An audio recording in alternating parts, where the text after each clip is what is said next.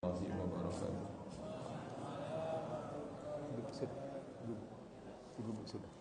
Ya, sudah. Alhamdulillahirabbil alamin wa bihi nasta'inu ala umurid dunya waddin. Wassalatu wassalamu ala asrofil anbiya'i wal mursalin nabiyina Muhammadin wa ala alihi wa sahbihi wa sallim wa barik ajmain. Qala Allah Ta'ala fi kitabil karim, a'udzu billahi minasyaitonir rajim. Bismillahirrahmanirrahim. Walladzina amanu wa hajaru wa jahadu fi sabilillah walladzina awaw wa nasaru ulaika humul mu'minuna haqqan lahum maghfiratu wa rizqun karim. Sadaqallahu alazim. Jamaah salat maghrib Masjid Al-Ikram yang dirahmati Allah, marilah kita memulai majlis kita dengan bacaan basmalah bersama-sama. Bismillahirrahmanirrahim.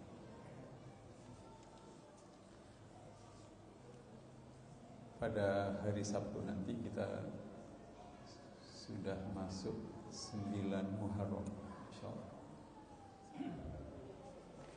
Hari ini berarti kita sudah hari ke-7. Tulisan 8.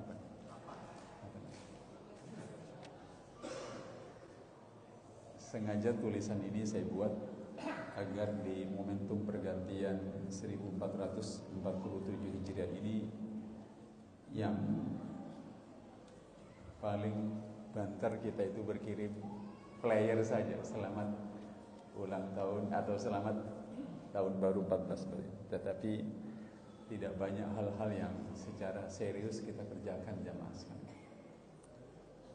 Kalau kita tambahkan 75 ke angka 1447 Hijriah ini, maka akan bertemu dengan angka 1447 ditambah 75 menjadi 1522 Hijriah. Itu bertepatan dengan tahun 2100 Masehi jamaah sekalian. Apa yang terjadi di tahun 1522 Hijriah atau tahun 2100 Masehi itu beberapa kali saya sudah sempat menyampaikan di forum ini. Sebuah majalah yang terbit dari Jakarta, majalah Gatra, edisi 24 Juni 2015, memuat hasil penelitian kependudukan yang dipublikasikan oleh lembaga riset namanya Pew Research Center atau PRC, yang berkedudukan di Washington DC jamaah sekalian. Lembaga riset ini memberi tajuk atau judul hasil risetnya dengan The Future of World Religions, Population Growth Projection. The Future of World Religion, masa depan agama-agama di dunia jamaah sekalian. Pada tahun 2010 yang lalu, persentase Kristen itu terbesar, 31,4%. Islam di 23,2%. Seluruh dunia jamaah sekalian. Yang lainnya di bawah. Hindu 15%, Buddha 7,1% dan semacamnya. Yahudi bahkan 0,2%. Tapi reseknya minta ampun. Kemudian di tahun 2050, 25 tahun dari sekarang, umat Islam itu dari angka 23,2% pada 2010 akan menjadi 29,7% pada 2050. Jumlahnya dari 1,6 miliar menjadi 2,76 miliar. Kristen di 2010 31,4% dan di 2050 masih 31,4%. Stuck ya Mas. Saya mencatat data ini karena menarik ya Mas. Nah, kemudian pada tahun 2070 maka di tahun 2070 itu persentase Islam dan persentase Kristen sudah sama, yaitu di angka 32,3%. Sama-sama di angka 32,3%. Dan di 2100 tadi yang saya sebut, di tahun 1522 Hijriah, itu Islam 34,9%, Kristen, Katolik dan Protestan itu 33,8%. Saya ulangi, di tahun 2100 Masehi atau tahun 1522 Hijriah, umat Islam berjumlah 34,9%, Kristen, gabungan Protestan dan Katolik itu 33,8%. Yang ngomong itu lembaga riset dari Washington DC, namanya PRC, singkatan dari Pew Research Center, menggabungkan riset kependudukan atau riset demografi dari 21 negara di dunia, disatukan dan dibuat proyeksinya seperti itu. Nah, jadi apa pentingnya buat kita menghitung-hitung matematika seperti itu, jemaah? Dalam laporan majalah Gatra edisi 24 Juni 2015, jadi di Indonesia itu ada 2 majalah besar, memang ukurannya juga besar seperti ini, majalah Gatra dan majalah Tempo, jemaah. Nah, hadirin yang dirahmati Allah Subhanahu wa taala, penyebab umat Islam itu menjadi terbesar itu 2. Ini penting buat kita, buat bahas ini nanti. Yang pertama adalah tingginya kelahiran di tengah-tengah keluarga-keluarga muslim. Terutama keluarga-keluarga muslim yang ada di benua Eropa dan benua Amerika Latin dan benua Amerika. Ya, kalau di Indonesia tidak perlu diomongkan. Jadi hadirin yang dirahmati Allah Subhanahu wa taala, kalau sebuah negara itu angka kelahiran penduduknya itu di bawah 2,1, maksudnya satu keluarga itu rata-rata melahirkan 2,1 anak, walaupun tidak mungkin anak itu jumlahnya 2,1, maka dipastikan negara itu dalam 25 atau 50 tahun ke depan itu akan kehilangan suku asli mereka. Di Perancis misalnya, setiap keluarga muslim rata-rata itu bisa mendapatkan anak 8. Sementara penduduk asli Perancis itu di bawah 2. Makanya nanti Piala Dunia tahun 2026 ini, jamaah sekalian, piala akan semakin penuh pemain sepak bola muslim yang mendominasi lines up, terutama Perancis, nanti Belanda, Swedia, dan beberapa negara-negara itu. Hadirin, itu karena tingginya angka kelahiran. Tetapi yang kedua yang ada hubungannya dengan ini adalah penyebab Islam itu menjadi dominan, jumlahnya adalah karena keberhasilan dakwah Islam. Itu ya mas.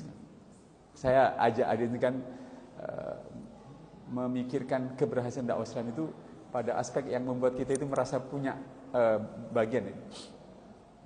Rasulullah itu berdakwah di Makkah 13 tahun dan 10 tahun beliau di Madinah. Atau dengan kata lain, kaum muslimin itu dipimpin oleh Rasulullah selama 10 tahun di Madinah. Ditambah Abu Bakar, Umar, Utsman, Ali itu 29 tahun. Jadi total kaum muslimin di bawah kepemimpinan yang sangat ideal itu 10 tambah 29 tahun, 39 tahun. 39 tahun. Lalu ditambah dinasti Umayyah itu 89 atau 90 tahun. Jadi 39 tambah 90 tahun 129 tahun. Ditambah dinasti Abbasiyah 500 tahun. 129 tambah 500, 629 tahun sudah. Ditambah dinasti Utsmaniyah 700 tahun. 629 tambah 700 tahun itu ketemunya 1329 tahun. Nah, sekarang 1447. Selisihnya itu adalah saat kita sudah tidak lagi punya sejak Turki itu disekulerkan oleh Mustafa Kemal Atatürk. Apa artinya angka-angka itu, jemaah? Saya ajak hadirin sekalian, kalau hadirin punya Google, coba cek, cari khalifah-khalifah terbaik di setiap dinasti. Kalau Rasulullah, Abu Bakar, Umar, Utsman, Ali sudah tidak perlu diterangkan. Tapi di dinasti Umayyah yang 90 tahun itu tidak seluruhnya ideal. Ya. Dinasti Abbasiyah yang 500 tahun itu juga tidak seluruhnya ideal. Dan dinasti Utsmaniyah juga tidak begitu. Kalau saya sederhanakan, selama 1329 tahun tadi, maka umat Islam itu kalau kita agak jeli, dipimpin oleh pemimpin-pemimpin yang benar-benar berkualitas dan bagus itu, kira-kira jumlah tahunnya tidak sampai 300 tahun ya Mas. Artinya 1100 tahun lebih umat Islam itu berada dalam kepemimpinan yang tidak ideal. Tapi kenapa Islam itu bisa terus berkembang? Itu yang mau saya jawab. Karena masing-masing muslim dan muslimah itu sadar akan kewajiban berdakwah, jemaah. Itu penting hadisnya. Makanya di dalam surah ke 61 misalnya Allah berfirman, ya ayyuhalladzina amanu kunu ansarallah. Wahai orang-orang yang beriman, jadilah kalian penolong-penolong agama Allah Subhanahu wa taala. Inilah juga yang menjelaskan kenapa tiba-tiba dunia kaget. Sekarang ini tiba-tiba wali kota New York yang akan terpilih kemungkinan besar adalah seorang D yang DNA-nya itu asli Palestina. Dan kampanyenya, Adin tahu, salah satu kampanye yang disukai oleh warga New York, kalau Benyamin Netanyahu datang ke New York, saya akan tangkap dia. Coba yang gitu. Ya. Ini sesungguhnya kemenangan Hamdani, ada Hamdaninya belakang. Kemenangan beliau ini bukanlah fenomena biasa. Pasti di bawahnya ada arus besar, arus kesadaran warga Amerika Serikat yang semakin terbuka terhadap fakta objektifnya. Selama ini mereka percaya akan hal yang disampaikan oleh media-media yang berpihak pada Zionis dan segala macam. Saya punya seorang teman, anaknya itu tinggal di Amerika Serikat, dia nikah dengan seorang laki-laki dari Palestina, dan saya tanya kepada beliau, Ustadz, apa profesi? Beliau profesinya yang Palestina ini adalah pegiat di media sosial yang sangat jago dalam menggunakan media sosial itu untuk kepentingan dakwah Islam. Nah, kalau bagian belakang dari analisis yang tadi saya sampaikan mengatakan bahwa keberhasilan Islam mencapai angka 34,9% itu salah satunya adalah karena keberhasilan dakwah Islam. Pertanyaannya adalah, apakah kita semua menjadi bagian yang berkontribusi bagi keberhasilan dakwah Islam itu? Kalau dakwah itu kita sederhanakan dengan memberi dan mempengaruhi, ya jemaah, apakah kita sudah semakin banyak memberi kepada semua orang yang di sekitar kita dan makin banyak mempengaruhi kepada semua orang yang ada di sekitar kita, jemaah? Oleh karenanya tulisan ini saya beri judul 4 kunci meraih hasil-hasil perjuangan hidup yang lebih besar di tahun 1447 Hijriah. Biasanya kita yang akrab dengan hasil-hasil besar itu orang-orang sekolahan, orang-orang perusahaan, di awal tahun raker, dibikin target dan segala macam. Ya. Harusnya kitalah yang paling berhak, karena kitalah yang mendapatkan semuanya dari Allah Subhanahu wa taala. Kitalah yang harus punya target, jemaah sekalian. Hadirin rahimakumullah. Yang pertama, ya, saya ingin ingatkan aja. Orang yang masuk ke masjid ini, kalau masuk masjid itu lama sekali pasti punya masalah besar. Kalau dia cepat-cepat keluar, nggak punya masalah dan tidak punya hutang dia aja, udah pasti. Pokoknya kalau ada orang lama, itu pasti punya masalah besar, hutangnya banyak dan segala macam, pasti. Ya. Lalu lucu kalau kita lama berdoa tapi tidak mengelola waktu yang kita terima dari Allah Subhanahu wa taala. Doa tentang ya Allah berilah aku rezeki, berilah saya sehat, berilah saya, itu dalam rangka digunakan agar semuanya itu bisa digunakan dengan sangat. Saya baru nyetak 2 buku, maaf. Ini buku saya yang sudah lama saya tulis di tahun 2013. Saya nyetak buku terakhir itu menaklukkan kerasnya hidup dengan Al-Quran. Baru sekarang saya bayar tanggungan ke Cakrawala itu hampir setahun. Saya bayar 20 juta sekali. Setahun baru selesai. Saya bilang, Mas Harid, saya mohon maaf ya, saya harus bayar dulu hutangnya rumah besar Quran itu BSI itu, melunasi 465 juta 51 ribu, baru selesai, baru saya bisa bayar. Nah, kenapa buku ini dicetak?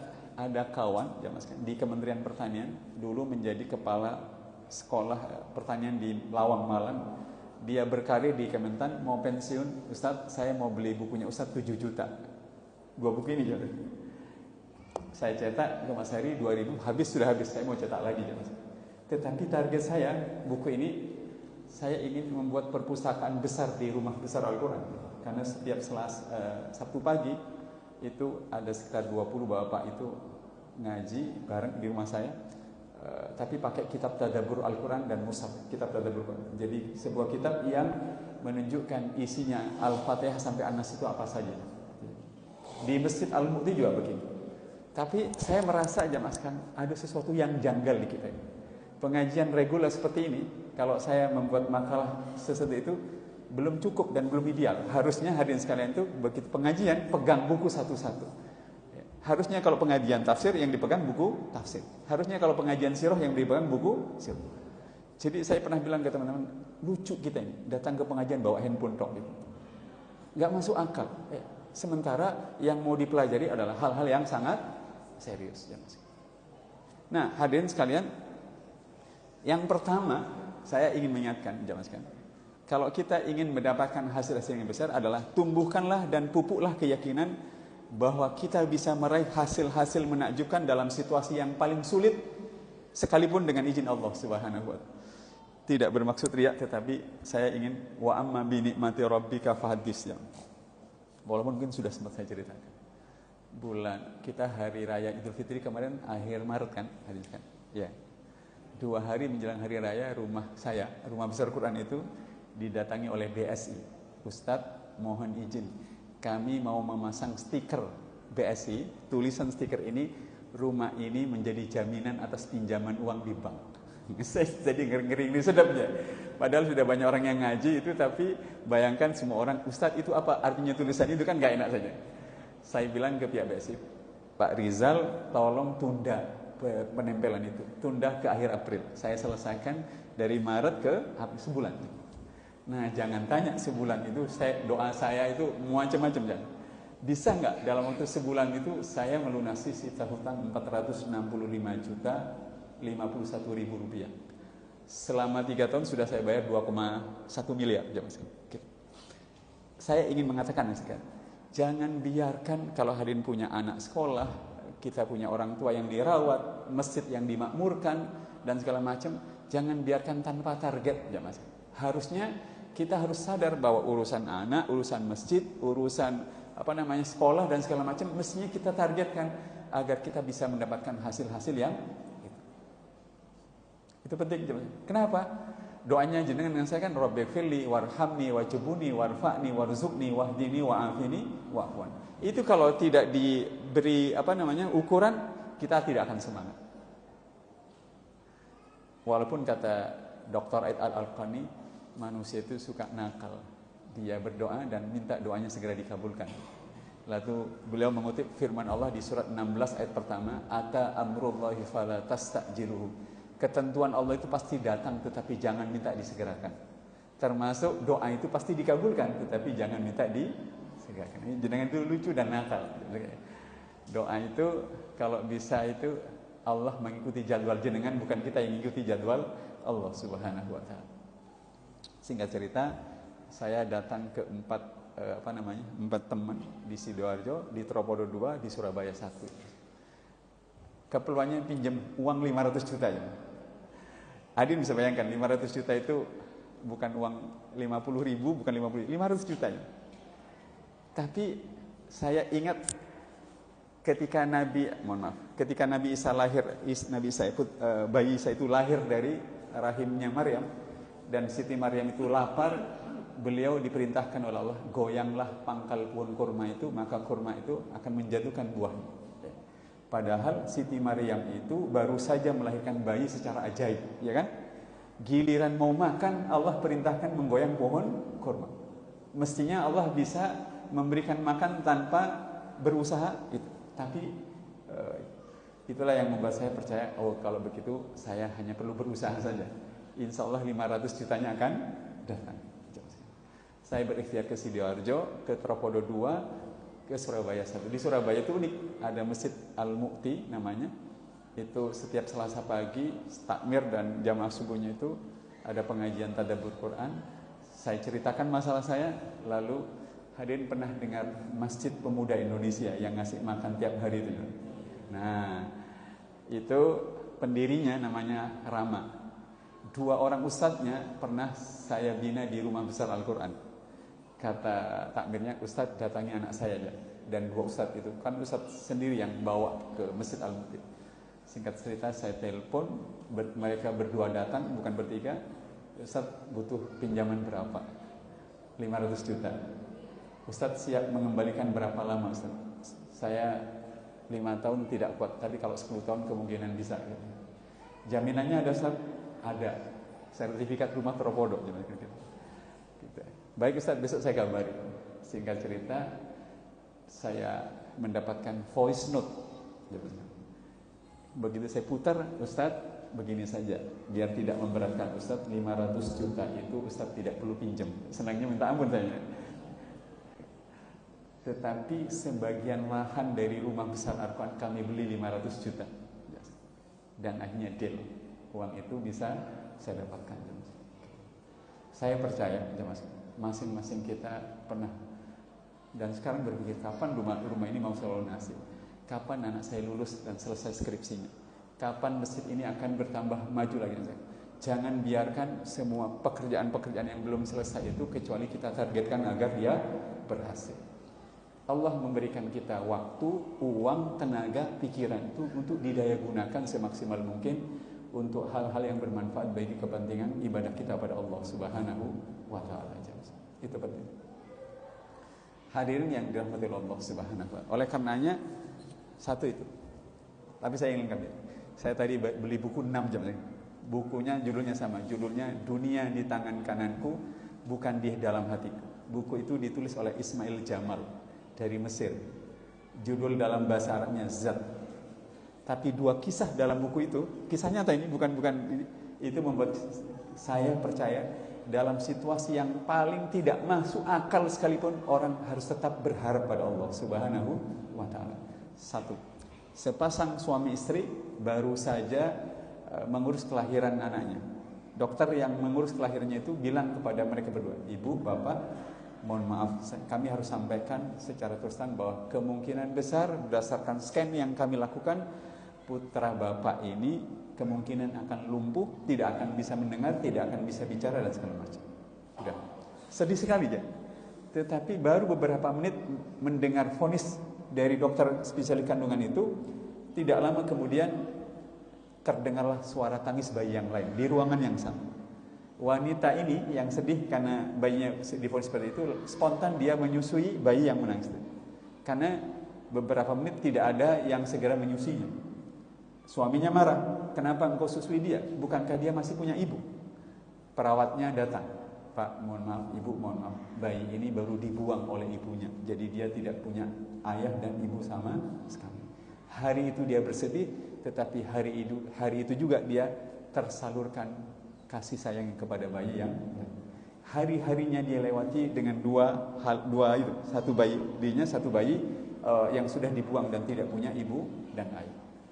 Sampai pada puncaknya hadirin sekalian, setelah dia melewati upaya untuk merawat bayinya sendiri dan bayinya orang lain itu, beliau ketika menghadap ke dokter itu kaget menemukan bahwa fakta tentang aspek biologis dan fisiologis anaknya itu berubah total. Jadi anaknya kembali normal dengan izin Allah Subhanahu wa taala. Saya ingin mengatakan, tidak ada satupun di antara kita, saya menghadap hadirin dan hadirin menghadap saya, yang tidak ada dan tidak punya masalah yang sulit. Semuanya punya masalah sulit. Kenapa itu tidak ditarget untuk diselesaikan? Kenapa itu kita biarkan dengan cara melupakannya, padahal itu masih membebani kita semua. Itu penting. Pengalaman yang kedua yang tidak kalah uniknya adalah kisah seorang laki-laki yang kakinya sudah tidak bisa digerakkan, jadi pincang atau bahasa yang lebih ini. Satu kaki saja dia, jadi dia tidak bisa berjalan. Lalu dia pada suatu hari di balkon lantai 2 rumahnya hinggaplah seekor burung yang sepertinya habis ditembak pemburu. Jadi dia sudah susah terbang. Lalu dengan belas kasihan laki-laki ini memberikan makan pada burung itu. Dan tidak lama kemudian, beberapa menit, banyak burung lain datang. Rupanya burung ini dengan suaranya memanggil teman-temannya. Keesokan harinya, lusa dan seterusnya, dia lewati hari-hari itu dengan kegembiraan baru. Sementara dia bersedih, tetapi dia bisa memberikan makanan pada burung.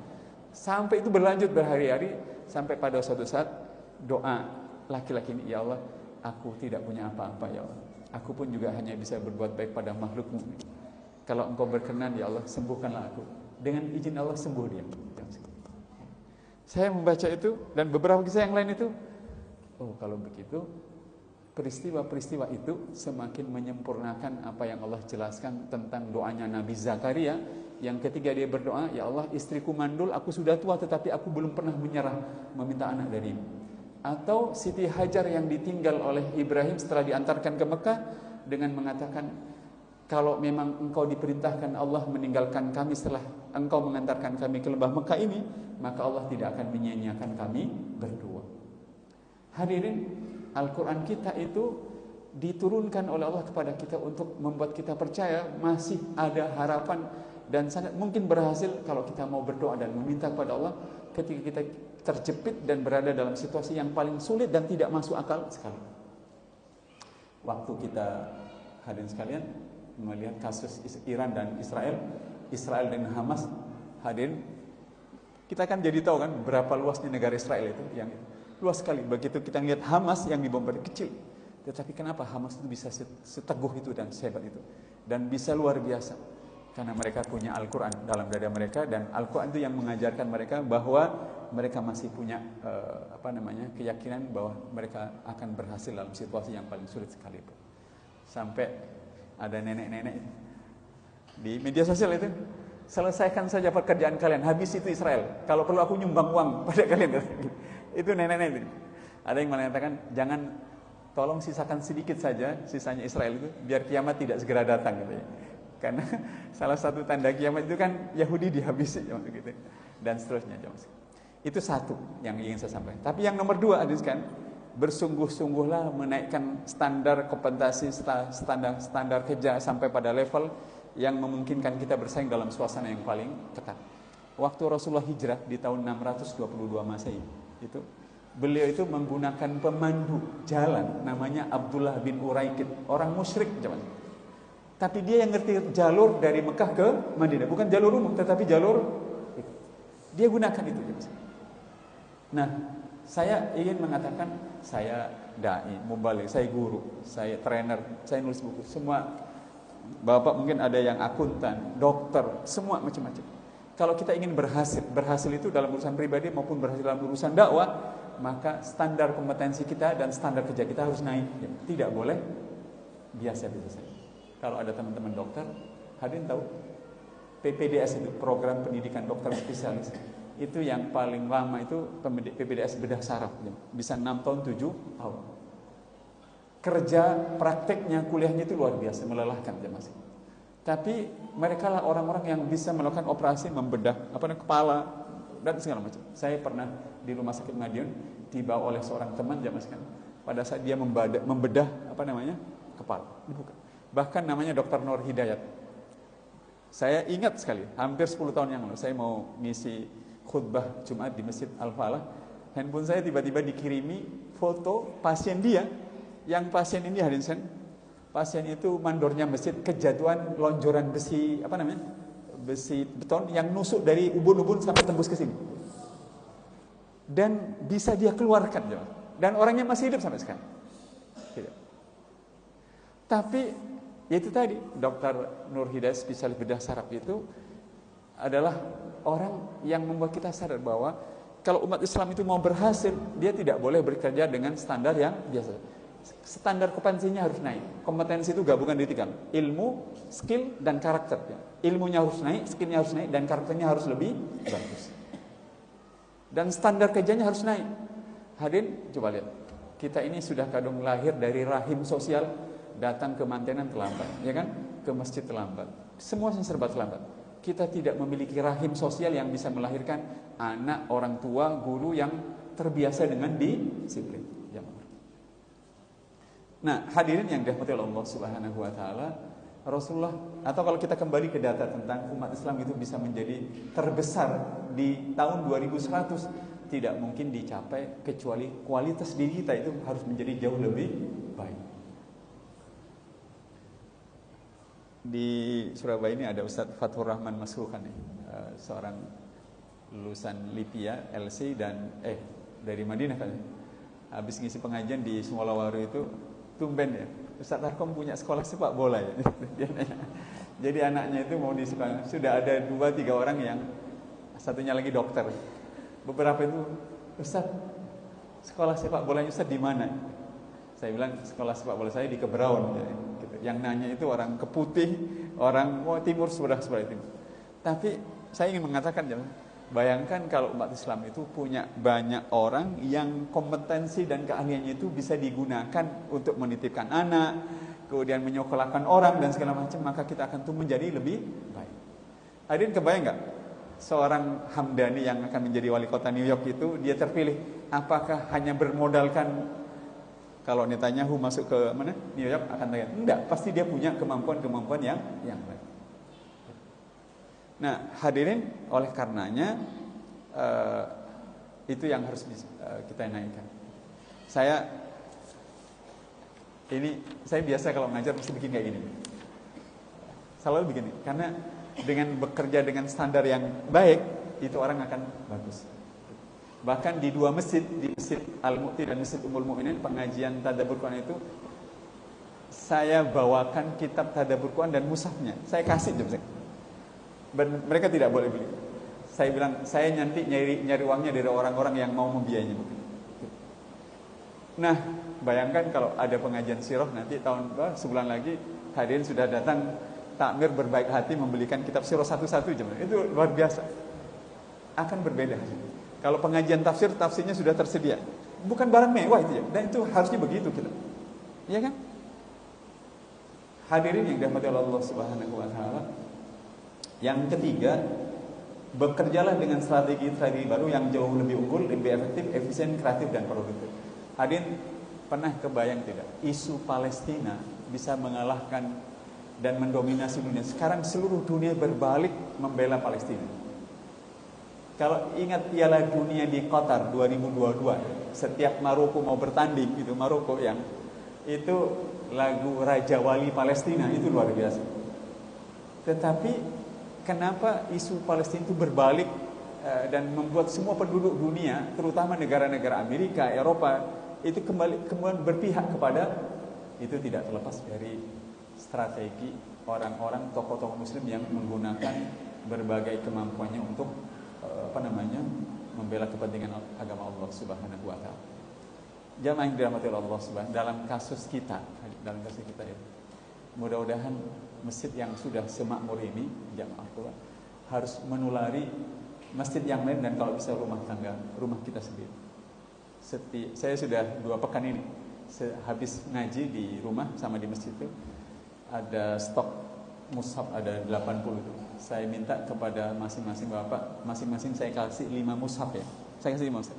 Tolong mushaf ini bagikan kepada keluarga dan ajak keluarga itu untuk membaca mushaf yang ada terjemahannya. Itu agar kesadaran terhadap Al-Quran, kesadaran terhadap terjemahan Al-Quran itu semakin meluas. Saya sebagai dai atau khatib yang tidak bisa marah-marah melulu di mana di mimbar, sementara tidak ada upaya memperluas dan memperbanyak mushaf, buku-buku untuk samping cerbat. Saya selalu mengetuk teman-teman, orang-orang bapak ibu yang punya uang lebih itu tidak harus puluhan juta, enggak ya. Gunakan uang itu untuk membuat buku-buku jamaah sekalian, itu semakin tersebar ke tengah-tengah masyarakat. Hadirin yang dirahmati Allah Subhanahu wa taala, oleh karenanya kita mungkin malu, Kiai Haji Ahmad Dahlan itu adalah orang yang sempat menjual rumahnya untuk membiayai gaji guru-guru sekolah Muhammadiyah yang tidak sempat terbayarkan dengan baik. Nah, yang terakhir, bekerjalah dengan cara yang lebih dekat dan lebih kuat terhubung dengan Allah Subhanahu wa taala, dan yang kedua, terhubung dengan semua orang yang akan membuat kita bisa lebih dekat dengan tujuan kita. Hadirin yang dirahmati Allah Subhanahu wa taala, saya ingin mengingatkan 3 nasihat dari tokoh yang saya kutip. Tiga-tiganya tentang cita-cita semuanya. Coba kita renungkan. Umar bin Khattab mengatakan begini, janganlah mengecilkan himmah cita-cita kalian. Sesungguhnya aku belum pernah melihat sesuatu yang menghalangi dari kemuliaan kecuali himmah yang rendah.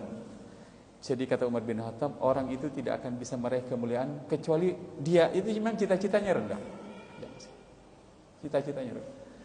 Lalu mungkin hadirin Ustaz Arkom, lalu apa yang harus kami cita-citakan? Saya hadirin sekalian, kalau baca Al-Quran itu, kalau mau pagi itu, ya Allah, saya hendak membaca Al-Quran, ya Allah, untuk bertakarub kepada Engkau. Terimalah bacaan Al-Quran saya. Itu bagian satu. Yang kedua, ya Allah, tolonglah aku dengan tilawah Al-Quran ini agar Engkau lindungi aku dari bisikan setan dan dari didekati setan. Itu bagian keduanya. Yang ketiga, tolonglah aku ya Allah dengan tilawah Al-Quran ini agar aku mengingatmu sebanyak-banyaknya dan membaca Al-Quran juga sebanyak-banyak. Bagian keempatnya naik lagi. Ya Allah, tolonglah aku dengan tilawah Al-Quran itu agar aku mentadabburi Al-Quran yang aku baca. Tapi bagian berikutnya lagi, tolonglah aku dengan tilawah Al-Quran ya Allah agar aku bisa memperbaiki hidupku dengan Al-Quran. Itu artinya punya cita-cita. Lalu yang bagian lagi di atasnya, ya Allah, tolonglah aku dengan tilawah Al-Quran itu agar aku termasuk orang-orang yang memperjuangkan Al-Quran dalam kehidupan. Harusnya begitu kita. Coba ada nanti kalau membacakan berdoa dengan cara begitu, lihat efek psikologisnya pasti akan jauh berbeda. Nah, hadirin yang dirahmati Allah, Ibnul Jauzi, bukan Ibnul Qayyim al-Jauziyah, tapi Ibnul Jauzi, dua ulama yang berbeda cuma mengatakan di antara tanda akal yang sempurna adalah memiliki cita-cita tinggi. Orang yang paling puas dengan sesuatu yang rendah akan hina. Aku tidak melihat aib yang paling buruk pada manusia seperti orang kekurangan padahal mampu untuk merubah dirinya menjadi sempurna. Banyak orang bilang, Ustaz, saya ini suka menunda-nunda waktu. Satu, Ustaz, saya ini suka terlambatan. Ustaz, saya ini suka udah ngaku, tapi dia tidak mau memperbaiki diri. Saya ini cepat bosan dan segala. Hadirin kalau saya tanya, hadirin kira-kira sanggup nggak baca Al-Quran sehari 3 juz? Aduh, Ustaz, banyak. Begitu saya tanya, hadirin kuat nggak baca WA 3 jam sehari? Nah, ya Allah Subhanahu wa Ta'ala, demi Allah jamaah sekalian, jangan merasa kita ini sudah banyak. Coba cek satu ayat yang dibaca oleh Rasulullah, sahabat dan soleh dengan satu ayat yang kita baca bisa menimbulkan efek kejiwaan yang berbeda. Pernah Rasulullah itu menangis hanya gara-gara Abdullah bin Mas'ud sampai pada ayat kelak pada hari kiamat akan didatangkan semua saksi dan engkau akan menjadi saksi bagi semua manusia. Itu ayatnya di surat Al-Baqarah. Rasulullah gara-gara itu langsung nangis. Nah, hadirin, yang terakhir ini suka saya kutip.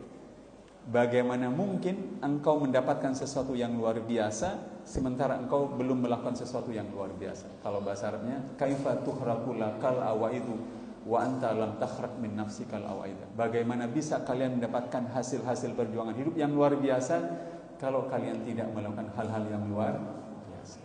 Saya nitip, coba rubah cara kita belajar agama Islam. Satu, jumlah buku-buku agama yang kita miliki perbanyak. Tidak mungkin kita menjadi baik agama kita kalau jumlah kitab yang kita pelajari tidak kita perbanyak. Jangan mengatakan, Ustaz, yang penting kan amal solehnya. Jangan mengatakan begitu. Kita bisa beramal soleh kalau ada mushafnya, ada bukunya dan segala perbanyak itu. Seperti kita membaguskan masjid ini, membaguskan rumah, mestinya jumlah referensi, kitab dan segala macam itu harus kita perbanyak. Tentu yang kedua adalah buku dan semuanya itu padanya harus mengilhami kita untuk berbuat dan beramal soleh. Itu yang paling penting, jamaah. Dan itu akan membuat kita. Saya ingin kembali pada apa yang saya sampaikan di awal itu. Tidak mungkin kita akan menjadi terbesar zaman sekarang dengan kualitas kita yang sekarang. Atau dengan kalian begini, kira-kira kalau kita jamaah masjid ini dipindahkan semuanya ke Perancis, kira-kira kalau kita tinggal di Perancis, di Marseille, di macam-macam, keberadaan kita itu membuat orang tertarik nggak dengan Islam? Itu pertanyaan. Itu pertanyaan. Atau kalau kita dipindahkan ke Amerika, gara-gara kita pindah ke Amerika itu banyak orang New York itu kemudian tertarik gara-gara kita. Itu pertanyaan. Atau dengan kata lainnya, kira-kira saya ke masjid, jamaah ke masjid, hadirin ke tempat kerja, semua orang yang berinteraksi dengan kita itu tertarik nggak untuk menjadi orang lebih baik karena melihat perilaku dan sepak terjang kita? Atau jangan-jangan sebaliknya, ada orang yang sinis, kalian mengajak kami masuk, coba buat masjid kalian itu bersih dan harum. Itu hal-hal yang Coba buat karpet masjid kalian itu tidak kotor dan tidak kumuh dan segala macam. Itu sesuatu yang membuat kita jadi merenung jamaah sekalian. Mudah-mudahan bermanfaat. Saya sengaja mengangkat ini di momentum itu agar pergantian tahun 1447 Hijriah itu hanya jangan numpang lewat dan hari liburnya kita nikmati jamaahnya, tetapi kita tidak menyadari apa hal yang terbaik yang bisa kita lakukan jamaah sekalian. Semoga mudah-mudahan sudah maksudnya. Semoga apa yang saya sampaikan bermanfaat buat kita, mengingatkan dan menginspirasi kita semuanya. Monggo, silakan. Masih ada 1 menit lagi. Silakan. Bagaimana membedakan himmah cita-cita yang tinggi dengan khayalan atau impian? Ya. Kadang-kadang kamu mimpi, Baik. kadang-kadang kita bingung. Jadi biasanya himmah itu disertai dengan usaha. Sementara khayalan, angan-angan itu tidak disertai dengan usaha. Itu yang membedakan. Jadi gini Pak, bahasa Arab itu adalah bahasa yang paling banyak kosakatanya, menembus angka 12 juta kosakata. Sementara bahasa Inggris, bahasa yang lain itu hanya di angka 1 juta, itu bahasa Arab. Nah, untuk cita-cita, obsesi, kemauan dan segala itu istilahnya itu beragam. Nah, membedakannya itu orang punya cita-cita dan punya angan-angan itu pada tindakannya. Kalau orang punya himmah dan cita-cita, dia biasanya diiringi dengan tindakan. Atau dengan kata begini, kalau Bapak Ibu sekalian ingin jadi kaya, tapi kerjanya tidak jadi lebih disiplin, tidak jadi lebih berkompetensi dan berkeahlian, tidak lebih bagus berhubungan orang, itu artinya menghayal. Tapi kalau orang itu punya cita-cita besar, cuma dia rubah semuanya, nah itu berarti cita-cita itu benar-benar menjadi semangat yang luar biasa. Itu. Baik, Bapak sekalian, mudah-mudahan bermanfaat pertemuan kita malam hari ini. Semoga Allah Subhanahu wa taala memberkahi kita dan mudah-mudahan doa kita setiap saat itu selalu kita jadikan perhatian.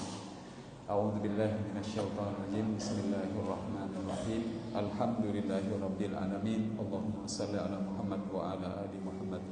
Allahumma a'inna ala dzikrika wa syukrika wa husni ibadatika. Allahumma inna nas'aluka al-huda wat-tuqa wal-afafa wal-ghina. Allahumma inna nas'aluka salamatan fid dini wa afiyatan fil jasad wa ziyadatan fil ilmi wa barakatan fil rizqi wa taubatan qabla al-maut wa rahmatan indal maut wa maghfiratan ba'dal maut. Allahumma hawwin 'alaina fi sakaratil maut. Rabbana atina min ladunka rahmatan wa hayyi' lana min amrina rasyada. Rabbana atina fid dunya hasanah wa fil akhirati hasanah wa qina adzabannar wa qina adzabannar wa qina adzabannar.